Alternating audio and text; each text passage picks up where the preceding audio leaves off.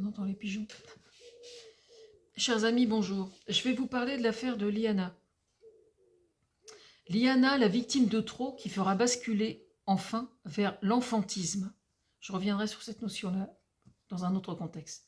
J'ai réentendu ce mot ce matin au sujet de cette affaire qui a provoqué à juste titre des manifestations dans la France entière. Il est question là des explications données par Andrea Bescon.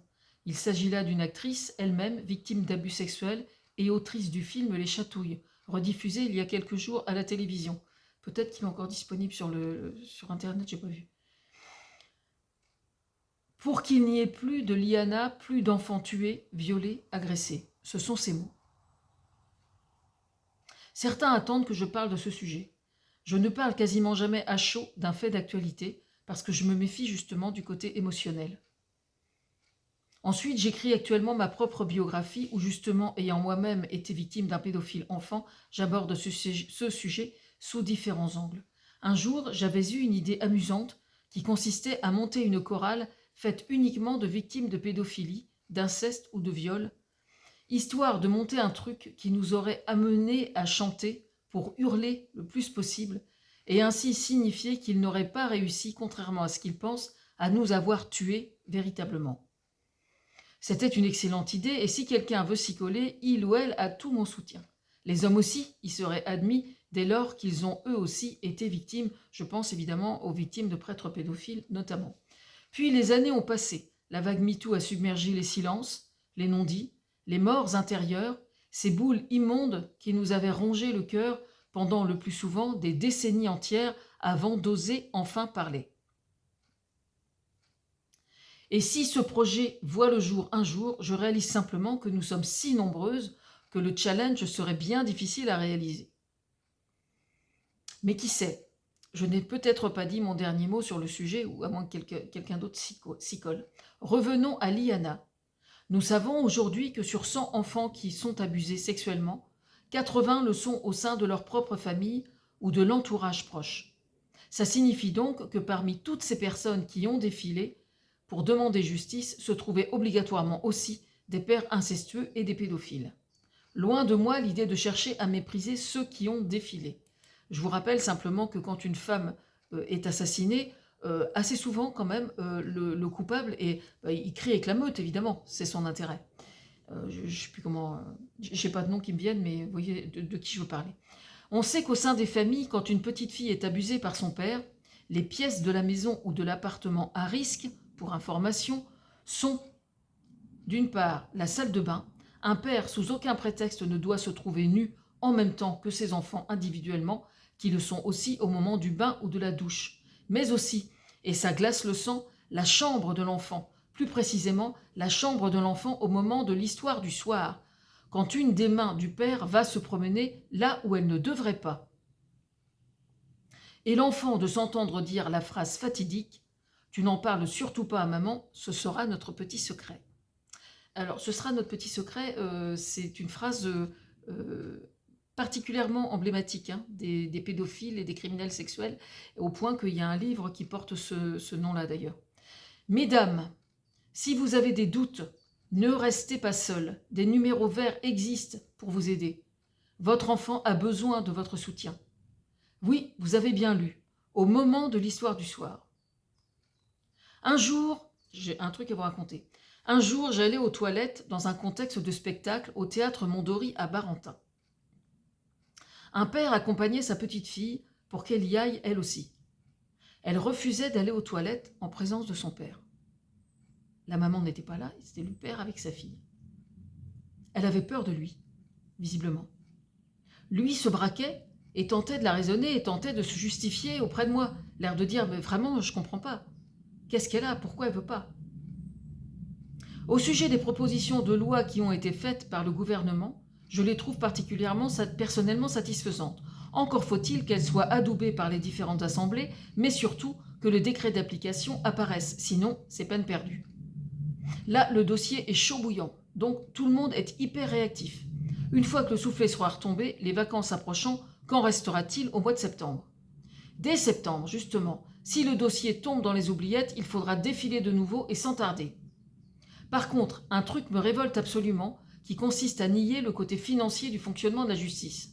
Il ne faut pas avoir fait l'ENA ou Sciences Po, pourtant, pour comprendre que les procureurs et les juges, ainsi que le reste du personnel judiciaire, puissent traiter aussi efficacement ces avalanches de dossiers qui s'accumulent là où d'autres dossiers sont prétendus eux aussi prioritaires, comme la lutte contre le narcotrafic, pour ne citer que celui-là.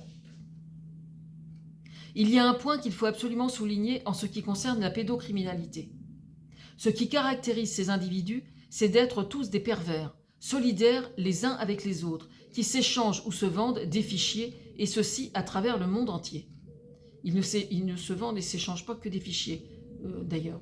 Cette solidarité, enfin je le soupçonne, ça ne veut pas dire qu'il y a tout de suite des grands réseaux pédocriminels, etc. C'est pas ce que je suis en train de dire. À petite échelle, ils sont très solidaires les uns des autres. Cette solidarité entre pédophiles aujourd'hui s'exerce tout autant dans des zones géographiques plus restreintes à l'échelle d'un pays, et la France n'est pas la seule. Un criminel, qu'il soit sexuel ou qu'il ne le soit pas, s'il est assez friqué, voyage dans le monde entier pour se mettre à l'abri et faire jouer du mieux qu'il le peut les vides juridiques qui existent en matière de collaboration entre les différents États.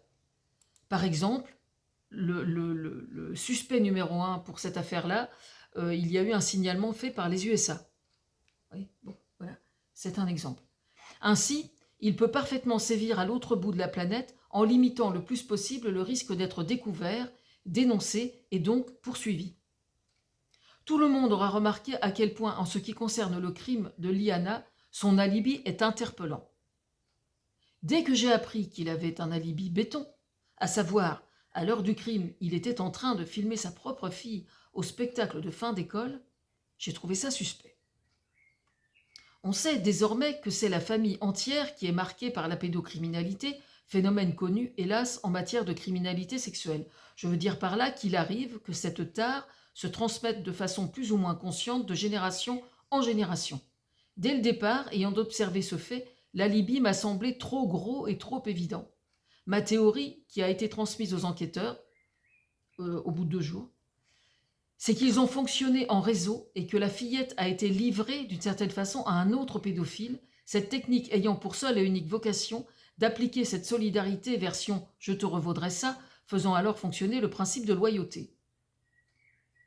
Solidarité les uns des autres, dans le seul et unique objectif de se fournir mutuellement des alibis béton nécessaires pour se couvrir face à la justice et ne pas être poursuivi. Car enfin, cette petite, elle n'est pas morte par le don du Saint-Esprit, que je sache. Il existe bien une ordure, quelque part, qui s'est chargée de lui faire du mal et de la tuer. Alors qui ? Qui ? Autre chose. Je m'adresse là aux chasseurs de pédophiles sur le net. Je comprends leur position, mais je condamne entièrement le fait d'aller au-delà du fait d'aller livrer tous les éléments à la gendarmerie. Je suis même méfiante vis-à-vis de la méthode en elle-même. Pourquoi ? Parce qu'un pédophile qui vient de voir qu'il s'est fait traquer par une fausse identité, qu'est-ce qu'il va faire ? Dès qu'il rentre chez lui, bien avant que les gendarmes bénévoles aient pu donner l'alerte, il va faire disparaître aussitôt la moindre trace de ses agissements sur son ordinateur. Et dès que la police spécialisée va intervenir, toutes les traces auront disparu. Ensuite, la police spécialisée suit une formation pour cela, formation que n'ont pas les bénévoles. Alors, comment faire ? Une fois que le rendez-vous est donné en un lieu précis, le photographier, le filmer même de loin, pendant qu'il attend sa victime, de telle sorte qu'il ait un doute. Mais intervenir, c'est néfaste pour la cause que vous défendez.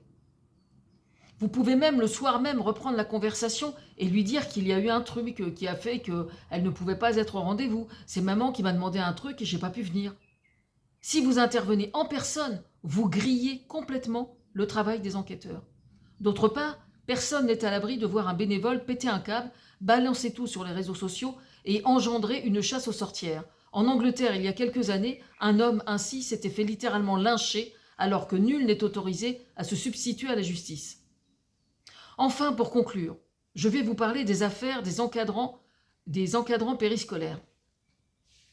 Ces derniers jours, un accusé s'est vu relaxé au prétexte, je cite le juge, de « délit insuffisamment caractérisé ». Je pense que les parents doivent faire appel de cette décision.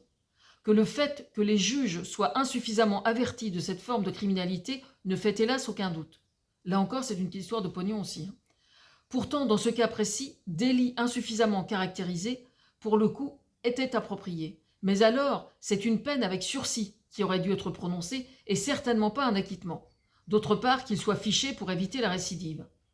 Ce que je veux dire, c'est qu'on arrive à observer des situations extrêmes qui donnent à réfléchir. Aujourd'hui, je le sais, pour avoir eu une conversation sur le sujet avec ma fille aînée qui a une petite fille, elle est en maternelle, un enfant qui fait caca aux toilettes, personne. Aucun adulte n'ose plus l'essuyer. Et s'il a le derrière sale, il reste la journée entière, excusez l'expression, la merde au cul. Excusez-moi pour le côté expéditif de l'expression pour la simple raison que les ATSEM et les instituteurs craignent d'être poursuivis pour attouchement. Jusqu'où doit aller le principe de précaution? À partir de quel moment une ATSEM ou un instituteur ou une institutrice est-elle considérée comme ayant manqué à son devoir de soin vis-à-vis de l'enfant? On ne peut quand même pas laisser un enfant comme ça. Qu'est-ce qui se passe si un enfant a de la diarrhée, par exemple? Enfin, je veux dire, prendre soin d'un enfant, bah oui, on a accès à son intimité, effectivement. Certains juges, ces dernières années, traitant des poursuites de la part de pères incestueux, ont qualifié ces agressions de délits insuffisamment caractérisés. Cette expression-là, vous n'avez pas fini de l'entendre dans ma bouche, je vous le dis tout de suite. Introduire ses doigts dans les parties génitales ou l'anus d'un enfant, jeune fille ou ses propres enfants, cunilingus, fellation, c'est au contraire très caractérisé. Ça s'appelle un viol. Toute affaire qui, au prétexte qu'il ne s'agissait pas d'un pénis qui entre dans un vagin, qui ont été classés sans suite ou bien insuffisamment caractérisés, doivent faire l'objet d'appels pour que ces crimes soient de nouveau qualifiés. Parce qu'il est un point que tout le monde refuse d'observer et qui pourtant, à moi, ancienne victime, me semble absolument fondamental. Il réside dans le fait de voir ces délits ou crimes insuffisamment caractérisés considérés comme valant blanc-seing, c'est-à-dire que leur pensée est la suivante. Je savais bien que c'était pas si grave. Bon. Je peux recommencer alors. Parce que je n'ai pas été condamné. Je peux recommencer. Vous avez bien entendu? Il peut recommencer. Il n'y a pas de problème. C'est adoubé par la justice. Voilà.